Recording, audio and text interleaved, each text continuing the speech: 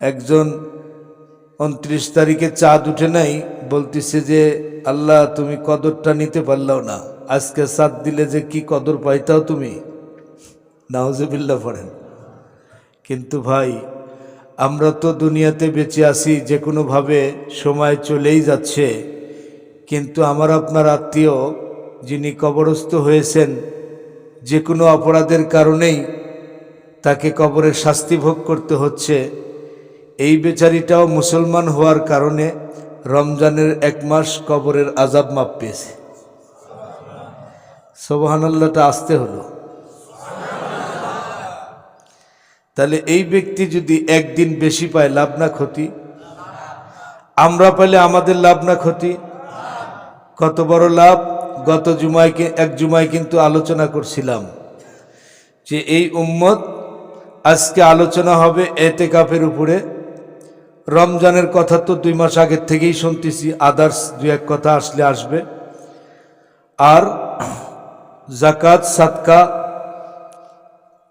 ফিতরা এই সম্পর্কে মুক্তাসার আলোচনা হবে। রাজি আছি তো? শুনবো ইনশাআল্লাহ। মেরে মোহতারাম, হাদিস শরীফের মধ্যে আসছে মজলিসু ফিকহিন খৈরুম মিন ইবাদাতি সিত্তিনা সানা। এই নবীর উম্মত হওয়ার খাতিরে ফিকার একটা মজলিস, মাসলা মাসাইল যেই মজলিসে হয়, এই একটা মজলিসের দাম কত? সিত্তিনা সানা, 60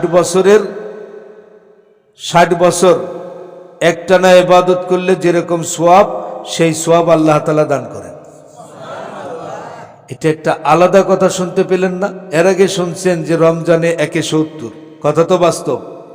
কিন্তু আজকে একটা হাদিস শুনলেন যে মজলিসু ফিকহিন খৈরুম মিন ইবাদাতি সিত্তিনা সানা। এটা শুধু রমজান মাসেই হয়? যে কোনো দিনে, যে কোনো রাতে, যে কোনো সময় মাসলা মাসাইল জিজ্ঞাসা করা যায় কি যায় না? বলে মাসলা মাসাইলের একটা মজলিস, একটা বৈঠক, এটা 60 বছরের ইবাদতের থেকেও দামি। কারণটা খুঁজে বার করেন তো, কি কারণে? এটা মুসা আলাইহিস সালামের উম্মতের জন্য ছিল? কথা বলে না। কোন উম্মতের জন্য ছিল? এটা কোন কারণে? মুহাম্মদ সাল্লাল্লাহু আলাইহি সাল্লাম, যিনি সাইয়্যিদুল কাউনাইন, খাতামুন নাবিয়্যিন, রাসূলু রাব্বিল আলামিন, রাহমাতুল লিল আলামিন, সকলে বলেন আলহামদুলিল্লাহ। গত এক জুমায় বলছিলাম না যে এই নবীর উম্মত হওয়ার জন্য সব নবী রাসূল দরখাস্ত করছিলেন? কথা বলেন, মনে আছে কিনা কথাটা? একজন নবী সব থেকে কম বয়সে নবুয়ত পেলেন, 13 বছর বয়সে নবুয়ত পেয়ে আল্লাহর কাছে আরাধনা করলেন, আল্লাহ সমস্ত আদম জাতির, মানুষ জাতির আমল মাপা হবে, তো আমল নামার সেই আমল যে মাপা হবে, সেই দাড়িপাল্লাটা একটু দেখতে চাই। মনে আছে কথাটা? সেই দাড়িপাল্লাটা কত বড় ছিল? বলে 7 তবক আসমান, 7 তবক জমিন রুটির মতো সমান করে দিলে কতটুক জায়গা হবে? এইরকম জায়গা বলতেছেন আল্লাহ তাআলা। পয়গম্বর দাউদ, এটা হলো একটা মিজানের পাল্লা। দাউদ আলাইহিস সালাতু ওয়াস সালাম শোনা মাত্রই কান্না আরম্ভ করলেন, আল্লাহ এত বড় মিজানের পাল্লা নেকির দ্বারা ভরা কি সম্ভব? কথা বলেন। একজন নবী হয়ে আফসোসের সুরে বলতেছেন, এত বড় মিজানের পাল্লা আমল করে ভর্তি করা কি সম্ভব? আল্লাহ তাবারক ওয়া তাআলা বললেন, বন্ধুরে শোনো, আমি একজন নবী জিনাকে কুল কায়নাতের সরদার করে বানাইছি। সুবহানাল্লাহ। ওই নবীর একজন উম্মত একবার সুবহানাল্লাহ বলবে, এরকম মিজানের পাল্লা ভরে যাবে নেকির দ্বারা। একবার আলহামদুলিল্লাহ বলবে, এরকম নেকির পাল্লা ভরে যাবে। আলহামদুলিল্লাহ। একবার আল্লাহু আকবার বলবে, তামলাউস সামাওয়াতি ওয়াল আরদি, শুধু নেকির পাল্লাটা ভরবে না, পাল্লা তো একটা স্তরে আছে, এই স্তর থেকে আসমান জমিনের ফাঁকা জায়গা পর্যন্ত নেকির দ্বারাই আমি ভরে দিব।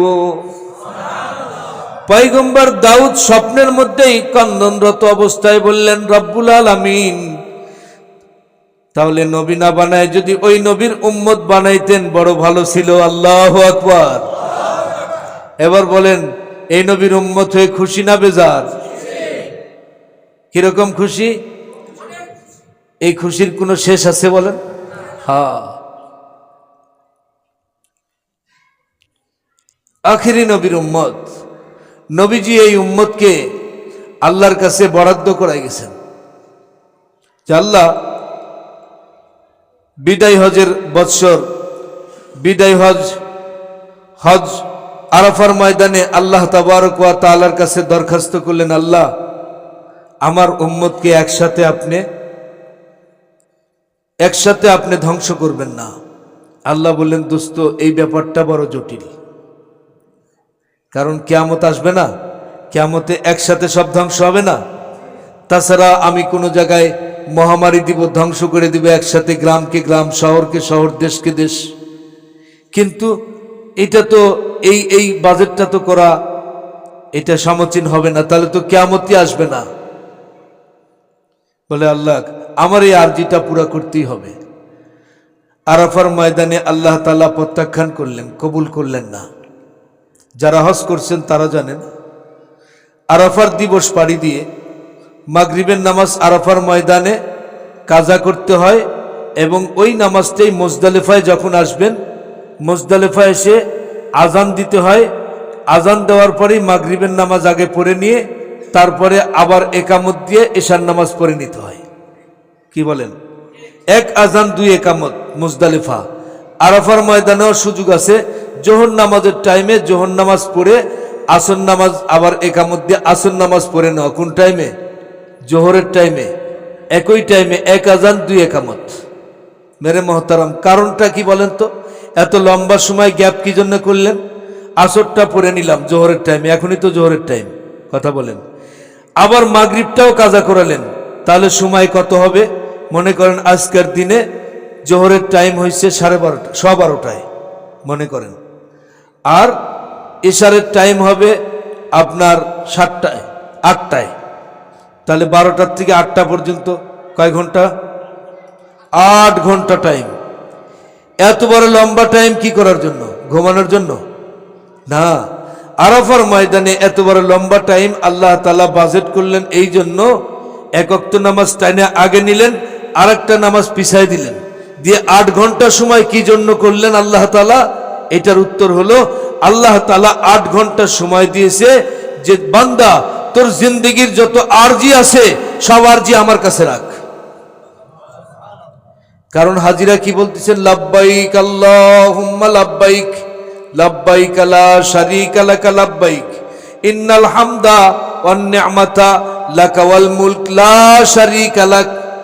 যার হজ আল্লাহ কবুল করে, বান্দা লাব্বাইক, আরবি শব্দ লাব্বাইক শব্দ অর্থ আমি হাজির। বান্দা লাব্বাইক বলার সাথে আল্লাহ বলে লাব্বাইক ইয়া আব্দি, আমিও হাজির। বান্দা তুই হাজির, আমিও হাজির, কি চাস? অন্য জায়গায় আল্লাহ তাবারক ওয়া তাআলা এই উম্মতের জন্য বরাদ্দ করছেন, ফাইজা সালতা ফাসআলিল্লাহ, বান্দা তোর যদি কোনো কিছু দরকার হয় আমার কাছে চাবি। কথা বলেন, চাবো কার কাছে? 50 দিন মসজিদে আসলাম, চাইলাম পাইলাম না। একজন বলতেছে যান অমুক জায়গায় দরবারে যান, নাউজুবিল্লাহ পড়েন। দরবারে গেলে কি দরবারওয়ালা পারবি? কিন্তু দরবারে গেলে ওখানেও কাজ হবে, কিন্তু শিরিক হবে। কি হবে? শিরিক হবে। আল্লাহ তাআলা বলেন শিরিক গুনাহ আমি মাফ করি না।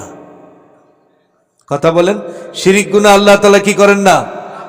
মাফ করেন না। শিরিক গুনাহ থেকে মাফ পাওয়ারও ব্যবস্থাপনা রাখছেন কি রাখেন নাই? ওই যে বললাম লা ইলাহা ইল্লাল্লাহ। 100 বছর অপরাধ করার পরে কালিমা তাইয়্যিবা, তাসদিক বিল লিসান, আমল বিল আরকান, ঈমান বিল জিনান, এই 3টা জিনিসের সাথে জবানে কালিমা পড়া, দিলে মনে বিশ্বাস করা, এবং সামনের জীবনে আর কোনোদিন ওই কর্মটা করবে না, এই সংকল্প করে যদি তওবা করে বান্দা, আল্লাহ তাআলা শিরিকও মাফ করে দেন। সুযোগ আছে না নাই? আসুন মেরে মোহতারাম, আমরা যে আল্লাহর গোলাম, সেই আল্লাহ তাআলা আমাদেরকে গোলাম বানানোর জন্য, আমরা বেহেশতবাসী মানুষ, কথা বলেন, আদম আলাইহিস সালামকে আম্মাজান হাওয়া আলাইহিস সালাতু ওয়াস সালামকে কোথায় বানাইছেন? জান্নাতের মধ্যে বানাইছেন। কোথায়? মানুষকে কোথায় বানাইছেন? জান্নাতের মধ্যে। শুধু বানায় তারপরে পাঠাইছে এরকম না, চায়নাতে মেশিন বানাইছে আর বাংলাদেশে পাঠাইছে এরকম ব্যাপারটা না। ব্যাপারটা কিরকম? জান্নাতের মধ্যে আল্লাহ তাবারক ওয়া তাআলা আদমকে বানানোর পরে তারপরে একা একা ভালো লাগছে না, বাম পাশ থেকে আম্মাজান হাওয়াকে বানানোর পরে তারপরে আল্লাহ তাবারক ওয়া তাআলা সেখানে বিবাহ শাদীর ব্যবস্থা করে আরাম আয়েশ নাজ নিয়ামত সবকিছু সচক্ষে সকানে সবকিছু প্রত্যক্ষদর্শী করার পরে বহু বছর পরে আল্লাহ তাবারক ওয়া তাআলা আব্বাজান আম্মাজানকে বললেন, লা তাকরাবা হাযিহি শাজারা, এ আদম হাওয়া তোরা খবরদার ওই গাছের কাছে যাবি না, ওই গাছের কাছে যাবি না। ব্যারিকেড হলো না, এটা ব্যারিকেড। গাছের কাছে যাওয়া মানা করছে, ফল খেতে মানা করছে? কোনো জায়গায় তো নাই। গাছের কাছে যেতে মানা করছে, আর শয়তানকে পিন দেওয়ার একটু সুযোগ করে দিয়েছে। কি? গাছের কাছে তো তোরা যাস নাই, আমি ফল তুলে নিয়ে আসছি। এর আসল অর্থ মর্মার্থ তোরা আদম হাওয়া বুঝতে পারিস নাই। আল্লাহ কোরআনের মধ্যে শয়তান যে ধোঁকা দিছে সেই কথাটাও কোরআনের মধ্যে তুলে ধরছে, ইন্নী লামিনান নাসিহিন। দেখ মা বাবা আদম, দেখ আমি তোদের নসিহত করতেছি খায়ের খাই, আমার কথা বিশ্বাস কর। আল্লাহ ওই গাছের নিচে যাতে কইছে, তোরা কি গেছিস? না যায়নি তো। আদম আলাইহিস সালাম বিশ্বাসও করে না, ওটা খাওয়ার চেষ্টাও করে না। কিন্তু মেয়ে মানুষ একটু নরম তবিয়তের না, কথা কয় না, একটু নরম না। আর সব থেকে নরম হলো মানুষের দিল, কথা বলেন। সব থেকে নরম কি? মানুষের দিল। মাকে বারবার বোঝানোর পরে এক পর্যায়ে বলছে, মারে যদি খাস তাহলে কি হবে জানিস? তাহলে এই জান্নাত থেকে আর কোনোদিন তোদের বের হতে হবে না। তো একদিন দুই দিন আস্তে আস্তে ফুসলাইতে ফুসলাইতে রাজি হয়ে গেছেন, খেয়ে নিস। খাওয়ার পরে আদম আলাইহিস সালাম একটু ফাঁকে আসছে, দুইটা ফল, একটা নিজে খাইছে, একটা স্বামীর জন্য রাখছে। এখন খাইতে কয় এই তো সেই জাক্কুম ফল, এটা তো খাওয়া যাবে না, আল্লাহ নিষেধ করছে, ওখানে যাইতেই নিষেধ করছে, আর খাওয়া কেমনে যায়? বোঝেন নাই? মেয়ে মানুষ কি বলে, হায় রে আমার কপাল, আমার জামাই আমার একটা কথাও, এই কথা যদি বলছে স্বামী কি আর মানুষ থাকে বলেন? মেরে মোহতারাম, বিভিন্ন ভাবে শেষ পর্যন্ত তাহলে আমি খাইছি তুমি খাবা না? যাই হোক, খাওয়াই কমপ্লিট করলেন। সঙ্গে সঙ্গে খাওয়ার পরেই, ওটা তো দুনিয়ার ফল, খাওয়ার পরেই পায়খানার ব্যবস্থা। আপনারা জান্নাতে যাবেন, সবাই জান্নাতি মানুষ, কি বলেন? জান্নাত আমাদের ঠিকানা না? জান্নাতে যাব, কিন্তু যাওয়ার আগ দিয়া এখন আপনি হজে যান, মক্কায় যান, মদিনায় যান, বাড়ি করেন, রেডিমেড বাড়ি কিনেন, আগে কি দেখে? টয়লেট বাথরুম ঠিক আছে কিনা, কথা কয় না, কথা কয় না। টয়লেট বাথরুম ছাড়া আপনি যতই ভিআইপি কাজ কারবার করুন, বাংলাদেশে ইতিহাস আছে একটা টয়লেট ফিটিং করতে 5 লাখ 10 লাখ টাকাও খরচ করে। তো জান্নাতে কিন্তু টয়লেট বাথরুমের ব্যবস্থাপনা, পেরেশানে পড়ে গেলেন। দিনে 3 বার যাওয়াই লাগে, আবার পেশাব দিয়ে 7-8 বার। যাদের ডায়াবেটিস হয়েছে তারা বুঝে অবস্থাটা কি। তো ওইখানে এত খাওয়ানো হবে, এত মানে জান্নাতে ঢুকার আগেই 70,000 ফেরেশতা, 2টা করে ডানা থাকবে, তাহলে 70 দুগুণা কত? 140। 1,40,000 পাকের মধ্যে 1,40,000 প্লেটে খানা থাকবে। কি থাকবে? একটা খানার সাথে আরেকটা খানার কোনো মিল নাই। তসলিম ভাই বুঝতেছেন তো? একটা খানার সাথে আরেকটা খানার কত প্লেট থাকবে? 1,40,000 প্লেট। প্লেটটাও তো মাশাআল্লাহ, শুধু খানা খাবে না জান্নাতি, 1,40,000 প্লেট, বলে প্লেট সহ খেয়ে নেবে। আল্লাহু আকবার বলেন না? এখন খাওয়ার পরেই তো পায়খানার ব্যবস্থা বললাম না, কিন্তু ওই খানা খায় পায়খানা হবে? পায়খানা হবে না। খানা খাওয়ার সাথে সাথে শুধু একটা ঢেক আসবে। আরসি, পেপসি, 7 আপ এগুলো খেলে, লোড করে খেলে পারে, তারপরে ওটা খাওয়ার পরে একটা ঢেক আসে না, গ্যাস বের হয়ে যায় না, অনেকটাই আরাম পাওয়া যায় না। আর এইটা শুধু গ্যাস না, এইটার সাথে এই বাতাসের সাথে যা খেয়েছেন তার সঙ্গে সঙ্গে বাষ্প হয়ে উড়ে চলে যাবে। সুবহানাল্লাহ। গন্ধ বাসনা হবে না, সুঘ্রাণ জাতীয় হবে। সুবহানাল্লাহ। জান্নাতি চিন্তা করছি, আরে জান্নাতের মধ্যে যে পাখিগুলা দেখতেছি, এই পাখি তো দুনিয়াতেও দেখিনি, এত সুন্দর পাখি। আল্লাহ কোরআনের মধ্যে বলছেন, ওয়ালাহমি তাইরিম মিম্মা ইয়াশতাহুন, ও আমার বান্দারে, সব থেকে পুষ্টিকর খাদ্য হলো পাখির গোশ। সেই পাখি তুই খালি জান্নাতের মধ্যে মনে করছিস। আল্লাহর প্রশংসাপত্র বলতে বলতে পাখিরা উঠতিছে, খালি তোর মনের মধ্যে আসছে আহ পাখিটা কত সুন্দর, সঙ্গে সঙ্গে ভুনা হয়ে সামনে আসে। আল্লাহ। জান্নাতি বলবে, আল্লাহ দুনিয়া তো হাত দিয়ে ধরছি, মুখ দিয়ে খাইছি, এটা আর করবো না। আল্লাহ রাব্বুল আলামিন বলে, বান্দা লা তাশতাহি আনফুসাকুম ওয়া লাকুম ফিহা মা তাদউন নুজুলাম মিন গফুরির রহিম। বান্দা তোর দিলের দ্বারাই খালি ধারণা করবি, সঙ্গে সঙ্গে সেইটা তোর সামনে চলে আসবে, প্রেস হয়ে যাবে। আল্লাহু আকবার।